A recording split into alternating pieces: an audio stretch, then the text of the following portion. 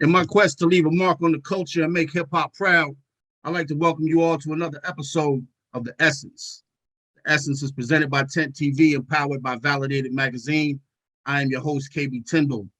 Today, we have a veteran with about 2 decades in the game, an artist, a producer, and a DJ.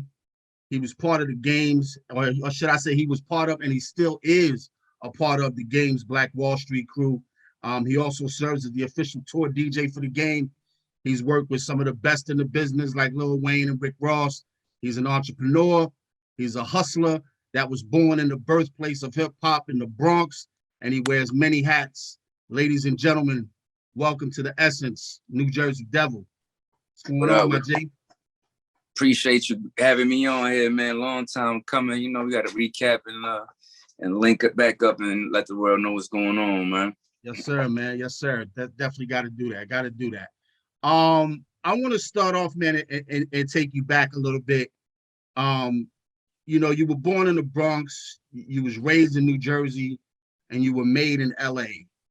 Tell me a little bit about your journey through those 3 places and how you came up with your name, New Jersey Devil. Well, yeah, man, like you said, I was born in New York, man. I actually spent a lot of my life in New York, but my mom's, you know, they moved to Jersey, you know what I mean? They moved to Jersey, and then, you know what I'm saying, and we kind of just got stuck there for a little bit, but me doing what I'm doing, you know what I'm saying, I got with the dude Rodney Jerkins, and that's how I got to LA. So when we went to LA, I was the only hip hop producer signed to Dark Child Records at the time, so I was the grimy dude in the yeah. So came across Game, and then I was kind of sneaking Game in the studio, and all the Game wasn't really Game yet, you know what I mean? We was still trying to do his thing.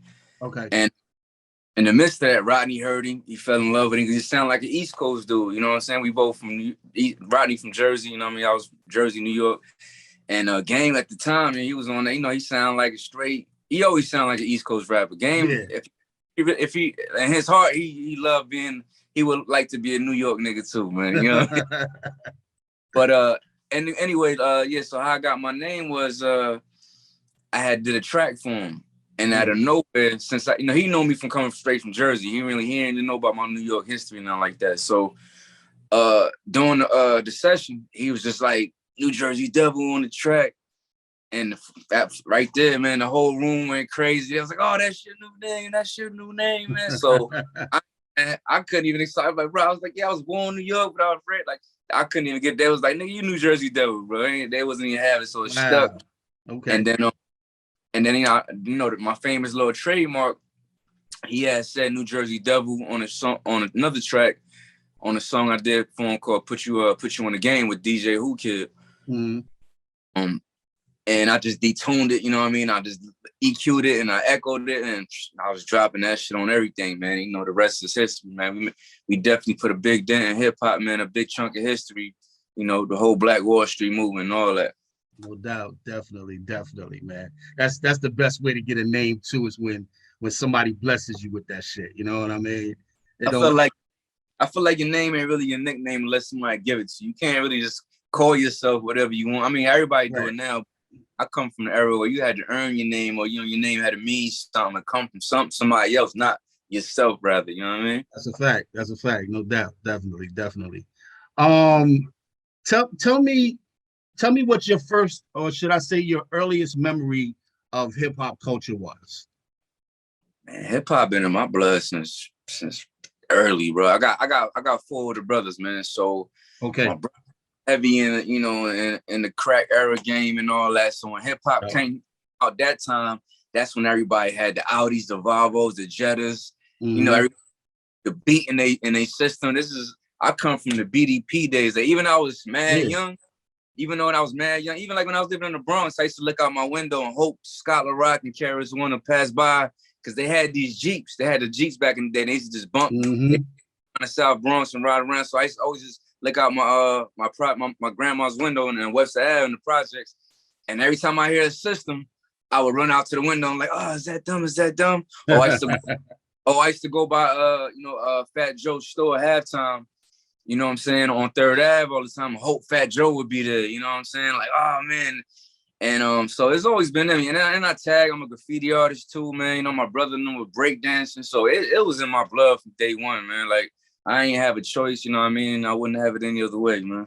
No doubt. I feel you on that. The same thing was for me too. Like because I was born in the Bronx and I grew up in Castle Hill for a minute until I went over to Queens and whatnot. And it was the same thing for me. You know what I mean? Hip hop was just always there. I was there at like the inception of it and saw a Part of lot your of life. shit. Whether Yeah, you knew it or not, it was just part of your lifestyle. You was hip hop, you know what I mean? You ain't even, exactly. I ain't know it at the time, but everything I was doing was hip hop, was Hip hop. tagging, whatever, you know what I mean? It was hip hop, you Yeah, know what I mean? yeah, no doubt. It was life. It was all we knew. So for us, it was just normal. You know what I'm saying? And as you get older, you realize like, damn, I really am hip hop, you know? I'm hip hop. That's right. No doubt. No doubt, definitely. So you've been down with the game for years, man. I mean, like you said, even before the game was the game. You know, and from the beginning of the Black Wall Street days, which is still the movement today. Um, you know, how do you guys keep the bond so tight after all of these years, man? I mean, if it's real, it's real. It ain't, you know what I mean? Ain't nothing you got to do but just do what you do. Be normal. He's him. I'm me. I never was I didn't meet him acting as nobody else. You know what I'm saying? He didn't meet me acting as nobody else. So we accepted who he was, and we just clicked. We clicked off the rip. Right, So right. and I think a lot of times, a lot of situations is fucked up and gets really fucked up by money situations. Mm-hmm. And I like you know what I mean, I'm always been a hustler. I ain't never needed to ask nobody for nothing. And as a man, I never even felt it was right for me to ask anybody for any type of handout unless I earned it. You know what I'm saying? So I felt like that played a major part in it too, because he looked at me like, man, this little nigga don't never ask me for nothing. He always on his shit. He there for me every time I need him. You know what I'm saying? So not even on his dime. Like if I got to fly out or something, I got to pop up somewhere, I might just, I got it on trip. You know what I mean? So, and he put me in that position to make moves, to get myself where I'm at and to be stable and all that. So it's just an understanding that we got, man. That's my my bro, man. Like, you know what I'm saying? Like I don't got to speak to him for a year, but if I see him tomorrow, it's like we never missed a beat. You know what I mean? Like, and that's how you know it's real, man. That's authentic. That's how it should be. Definitely, no doubt. I saw your post on IG of your tattoo of Big Pun, so I'm sure it's safe to say he was a huge influence on you. Tell me about that influence that you got from Pun, and also tell me what it means to you to keep his legacy and his name alive. Honestly, I gotta credit it back to Fat Joe, because like I said, man, I was a huge Fat Joe Terror Squad fan, you know what I'm saying? So when Pun came on the team, it was just like, whoa, you know what I mean? It was like, oh, no, real Rican on the squad. I mean, it was Rican. So, you know what I mean? When Pun came out, like I said, I was already a huge Terror Squad fan, man. But when Pun came, Pun was different, man. Pun was different, bro. Like, and bro, you know what's crazy? When I moved to Jersey, I was about 17, something like that. Maybe 16, something like that. Pun actually came to a club. There was a dude that was from New York that worked in a full court or something like that in the Bronx. And he opened a store in Jersey, Atlantic City, called Tito's Tito's Clothing Hip Hop Shop. That's what it was, Tito's Hip Hop Shop. And he was tight with Joe and them. So he used to bring them down, like for his birthdays and all that. So my brother, it was two episodes. One, Pun came down with Mobb Deep, and he wasn't Pun yet. He was Big Moon Dog. You know what I'm saying? But I'm waiting in line. I'm telling my bro, they ain't gonna let me in. He's like, man, I got you, bro. So as we standing in the front, this little short wild nigga coming through, moving everybody out the crowd and shit. It was Pun.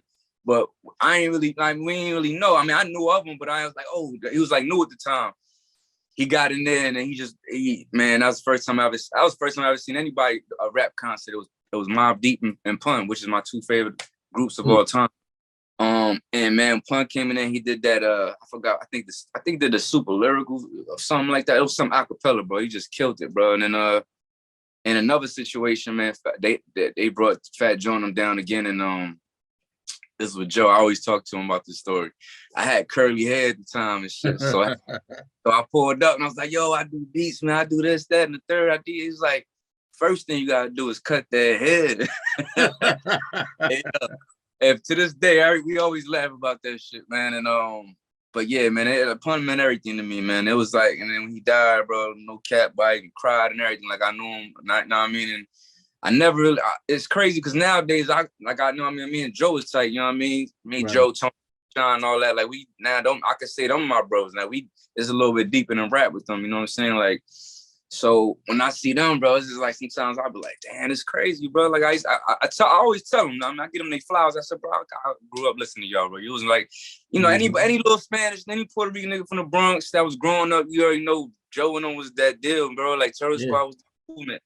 So that shit impacted my life huge. And I was from the Bronx and all that, born in the Bronx and all that. So I felt like I was Terror Squad even when I was never, you know what I mean? It wasn't Terror Squad. I was like, nah, I'm still rocking with them, bro. No doubt. Yeah. You know, it was just all love, man, genuine love, man. And it's like, Pun was just like, when he came on the scene, bro, it was just different, man. And it was like, we got one, man, for the squad, for the home team, not just for the Ricans, for the Latinos in general, you know what I'm saying? For the first platinum to go platinum.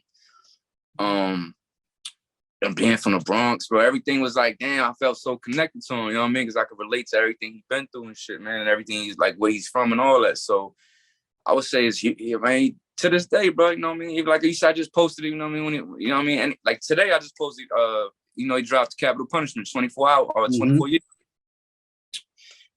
So man, yeah, nah, Pun was Pun is like the godfather to me, man. Like, and that's my all-time favorite MC, bro. No doubt, no doubt. That's love, man, definitely. And I wish Pun would get mentioned more in that conversation when they talk about the best lyricists. You know what I mean? A lot of people they forget to mention his name, you know, because he was only here with us for a short period of time. But in that time, he demonstrated that he was one of the best. You know what I mean? You hear the real ones talk. If you hear Nas talk, if you hear any OG, they bringing Pun up, bro. You know what I mean? It's just the new generation that, you know what I mean, they ain't really knowing. They ain't knowing their history like that. But if you talk to the GOATs, man, they definitely they know.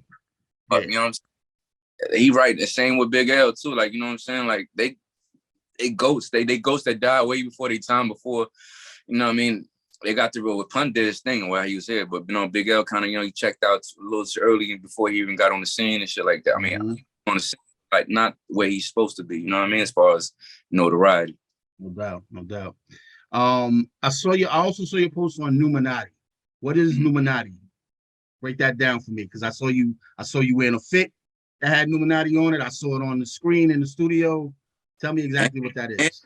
And Big Bro just sent me my chain, so I'm waiting for that to come tomorrow, man. I'm mad I ain't got it on right now. But yeah, Numinati, man, is more. It's I ain't gonna say it's a label. I mean, it's gonna be a label, but it's more of a how would I say, man? It's like a movement, bro. It's just a movement. It's about everybody doing what they want to do. You know what I mean? And everybody staying on top of this shit. Everybody being connected. It's more of a it's just deeper than a label. I don't even want to compare it to a label. It's just more like a movement, bro. And it's a lifestyle for us right now. It's like for us, like me gaming that, it's like us coming back from the dead. Okay. You know what I mean? Coming back from the dead on some new shit. You know what I'm saying? So it's us resurrecting what we had before and bringing up a new name to the light. You know what I mean? So it's gonna make a lot of noise, man. And the game lined up a lot of good allies with it. You know what I'm saying? Obviously, I seen Kanye around, you know what I'm saying? Him rocking with Kanye more and all that. So it's got, I think when we was with Black Wall Street, we was just young, dumb, reckless, and we didn't really know too much about the industry like that. We was just, all we knew was street shit. Yeah. We didn't really politics too much like that. And I think this time game, I mean, both of us, we more in tune with what we need to do. Business wise and all that, you know what I'm saying? We know the game more, and now it's a different era, man. It's like an entrepreneur era, you know what I mean? Yeah, anybody, you don't even need the big labels to do too much now, because you know what I mean? We self-contained, you know what I mean? I can sit in the studio, do the verse, do the beat, do the mix, you know what I mean? Do the video and everything, and throw it out myself, and don't need nobody, you know what I mean? So with all that being at our beck and call, and, you know, being who we are and where we came from, and the respect that we got already. So I think it's a no-brainer right now. So when Game drop his new album and all that, man, I think it's going to shake the world up, man. And it's going to be a whole new, I'm going to say the new Black Wall Street. You know what I'm saying? That's what it is. That's what it is. Tell me real quickly, because I did a little research on you. Tell me real quickly about the story of when you traded that 45 caliber pistol when you was 18 years old, and you traded that pistol to somebody for a DJ setup. first of all, what at that age, at 18, carrying a pistol, we know how shit goes down in the hood. But what gave you that mindset to say, I'm gonna trade this for this music setup? And then how did that change your life, man? It was my bro. My bro was like, bro, you need to make a choice. Like, you know what I'm saying? Like because they was all street niggas that didn't really get to do whatever they want to do. So they was trying to be big bro and like guide me and be like, you gotta make a choice whether you want to get into these streets. Cause I was already in the streets heavy with them. You know what I mean? I was doing all the regular normal shit that we all, you know what I'm saying? So, and he was like, bro, you gotta make a choice, bro. If you really want to do this, I'm gonna support you. I'm gonna support you all the way and I'm gonna help you and everything. So, and then somebody just so happened to be selling a DJ set and they wanted a pistol. And I'm like, you know what? And that kind of, my brother, you know what I mean? His words kind of like popped in my head. And I was like, I got something for you. Let's trade, you know what I mean? So I ended up Blue Steel 4-5, gave him the joint. He was happy, I was happy. After that, man, I went to you couldn't get me out the crib because after that, I was all my equipment, and that led to me getting other equipment, like going to, you know, I ain't going front. I definitely dabbled back in the streets a little bit to get some more money to get some other equipment and shit. I got the MPC, you know what I mean? A little keyboard, a little bullshit Yamaha DJX keyboard. And then from that, man, it's just the passion just like, just sat in me. And I was like, this is what you're going to do, bro. This is it. Ain't nothing else you're going to do. And I locked in, bro. I locked in for years. And I stood in my bag, bro. And I really just went hard. And I ain't, my fam ain't let me really do nothing else. I was like, nah. Cause at that point I was making so much noise. I was like the kid in the hood that had everything first as far as equipment wise and all that. Like, you know what I'm saying? Like I started out with the Tascam 4 tracks, but I was the first nigga in the hood with Pro Tools.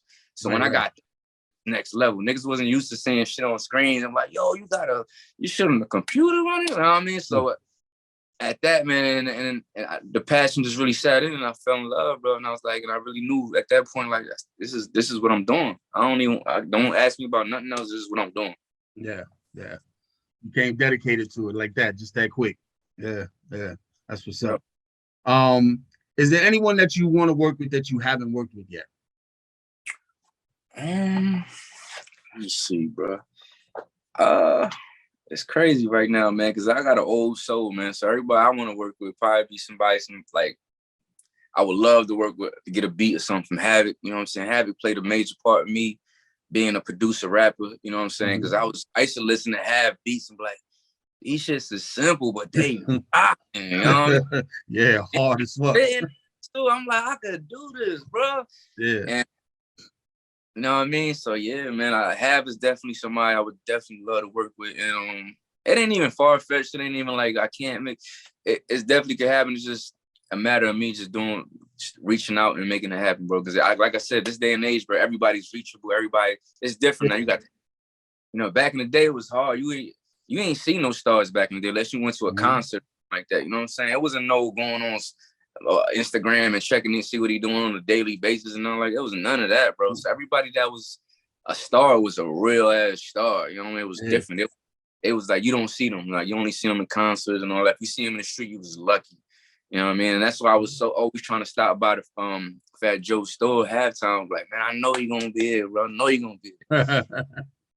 And one time I did go in there, and I was with Zulu Nation too. That's more hip hop. So, and then when Fat Joe, when I found out he was rocking with him, I was like, it was all, man. Hip hop is me, bro. Yeah. Zulu Nation is the core. You know what I'm saying? From the beginning, that's the essence. I had all the medallions and the chains. Go to my park. Yeah, it was. Anything hip hop, I just wanted to be a part of, bro. It's like I gotta be tuned in with it. For sure. What's one piece of advice that you heard early on when you got into the industry that you still carry with you to this day? I'm gonna say, bro, probably the one thing is what Dre told me, man. Keep everything simple. Don't try to overdo too much on your music, on the beats and all that. Like, he's like, man, simplicity is key. And then once he told me that, I went back to all his stuff and I just started listening to his stuff and then watching his little beat process and all that and watching how he worked. And he never really wanted to put too much into a beat. Like, he felt like have a few sounds that's just got to carry it and make it, and everybody, the artists come do their thing to it. So everything's simple, bro. Like, and I do that with everything in life, man. I don't really try to go over the top and do too much, bro. I just keep it simple, keep it moving, and stay focused on what I got to do. You know what I mean? No doubt.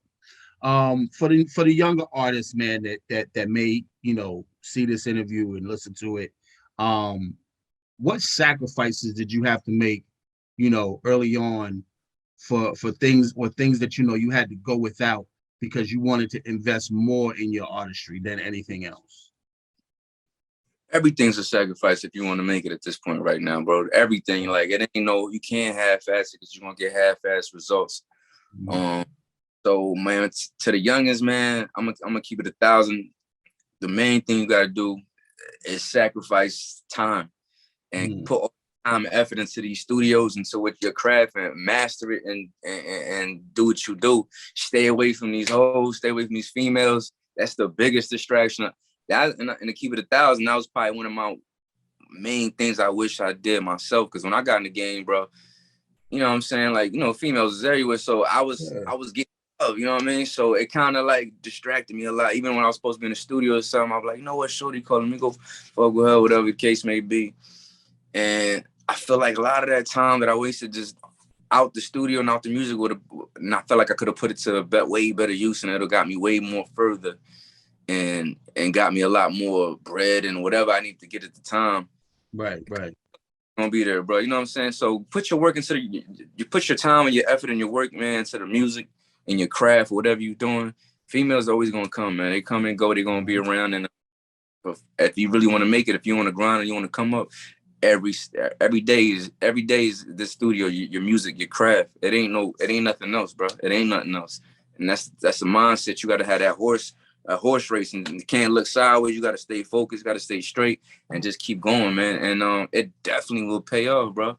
It definitely will pay off, bro. I promise you, because like I said, we're in this day and age where everything is way more easier and accessible and easier to happen. Like, you know what I mean? Like, back in the day, to get a record deal was like hitting the lottery. You know what I'm saying? That shit was like lottery, bro. But now it's like, if you making noise, bro, you can go on TikTok and get a little something, make you get some notoriety, and somebody might hear you or whatever, and that's gonna lead to bringing back your to whatever your craft is. You know what I'm saying? So keep putting out content, keep dropping shit, because a lot of what's gonna happen is everybody got their time. So what you don't want to do is, when your time comes, you ain't got nothing for them to go check. You know, got nothing from all your past work. What you do want to have, you want to consistently drop shit, so when they do check you and they do listen to you, they're gonna go back to all your old archives, and they're gonna see all the shit you do got, and guess what's gonna happen? All that shit gonna come right back up, and then all them sales and everything is gonna go right back to the roof. You know what I mean? So I definitely stay focused, man, and sacrifice everything till you get to where you need to be, man. If you really want to make it, thanks. Yeah, put that tunnel vision in. Yeah, definitely. I also saw your post about the Backpack Boys, that strain of weed, and then I also heard in one of your tracks that you had a New Jersey Devil strain coming. Fill me in on both of those. Is that Backpack Boys? Is that yours, or is that just a part of something that you was with somebody? And then what's going on with the New Jersey Devil strain? Backpack Boys is a fan, bro. Like, my cousin's one of the main dudes over there. And shout out to my nigga eBay. Shout out to Juan. Shout out to Quan. You know what I mean? And they just family, bro. It was just a movement that it was kind of like my lifestyle too. Is, everybody smoke bud, you know what I'm saying? And it's more like family to me, more than anything. You know what I'm saying? So, and it was just like my family doing what he's doing. I was pretty much supporting what my fam was doing. And it led them to come like, okay, well, won't you be a part of it? So that led to to New Jersey Devil strand coming, you know what I'm saying? So the delay on my strand is just basically me being picky on what I need, what I want. You know what I mean? Because once I put my name on something, I make my bag and all that, like I can't have somebody like, it's all right, it is a look, you know what I mean? I'm just waiting on the right strands, you know what I mean? They in there, they got the labs, they going heavy. So, and when I get back out west, I'm definitely gonna go check out the labs and all that and see what they got on deck. They gave me one time, my nigga Juan gave me something, but it was cool, but I just felt like it's not exactly what I want just yet. So I wasn't gonna rush it, you know what I mean? I wasn't gonna force anything. So But yeah, man, Backpack Boys is definitely, you know, one of the top, you know what I'm saying? And I got a lot of respect for them because they came from the streets too, man. They started from the bottom, man. You know what I mean? A lot of people don't know the history about Backpack Boys. This ain't just something that was from this year, last year. This is a whole flock of niggas just grinding from the streets that would get a business mindset and bring it to a whole nother level. And now with all the weed being legal everywhere, they made it all better. You know what I'm saying? And then we did the merch with it. You know what I mean? Now, you know, you got the Backpack Boy backpacks and all that. They took it to a whole nother level. So it wasn't just about weed no more. It became a lifestyle as well with the clothing and everything. So it's a great thing to be a part of, man. That's what's up. As a hip hop artist, man, as a person that's involved, you know, entrenched in this culture, when you put out music, what do you feel your responsibility is to the culture in general? To keep it real, man, and to give them whatever came from me. So this, whatever I grew up with, whatever made me, I feel like I have to just put it into the world and give the world whatever I feel like I like, you know what I'm saying? Not what just everybody else like, not what I feel like is hot at the time. I'm gonna always give you something that I just feel like comes from me or wherever created me or something like that. You know what I mean? I just want to always project out the energy that I get. And I want to give it right back, man. And I want everybody to be creative on their own page, man. And don't follow the trends. You know what I'm saying? Whatever's in your heart, whatever you feel like, whatever your lifestyle is, bring it to the music. You know what I mean? What you think is good or bad, whatever, it's you. It ain't no good or bad, it's you. It's real. So it's always gonna be good. You know what I mean? So I'm gonna just be me, man. I'm gonna just always give the industry me. You know what I mean? Whether they hate it, love it, whatever the case is. And I know it's real, so I'm gonna be okay with that. That's right. That's right. How do you feel you've grown as an artist and as a producer and as a DJ, just as a creative spirit? How do you feel you've grown since you've come into the game? I've grown tremendously because, I mean, as a kid, yeah, we always rap. Everybody was a rapper, you know what I'm saying? I was just something that it was like damn near second nature. So when I started doing the DJing, and that led to the producing. And then from the producing led back to being an artist again, to learning engineering and mixing. I learned every aspect of the game, bro. So it's like, it's nothing I can't do in the studio right now and put out a project. So I would say I grew tremendously on a lot of levels, creatively, business-wise, mental, you know what I mean? Everything, bro. So I definitely came a long, long way because I could think back to times where all I did was I needed engineers. I needed somebody to come load up this equipment and all that. Like, I need a soul right now. I can come in here and do whatever I want to do at any given time and drop whenever I want, man. So with all that right there, that's a blessing, bro. That's right. That's right. What does hip hop mean to you? Hip hop is everything, man. Without hip hop, I wouldn't be able to feed my daughter. I wouldn't live the life I live. I probably wouldn't be here. It's my life. It's my world, bro. I mean, I wouldn't trade it for anything in this motherfucker, bro. It's everything that I am. That's right. That's right. I feel that definitely. What should we be looking for coming from you in the future, musically, or people that you're working with?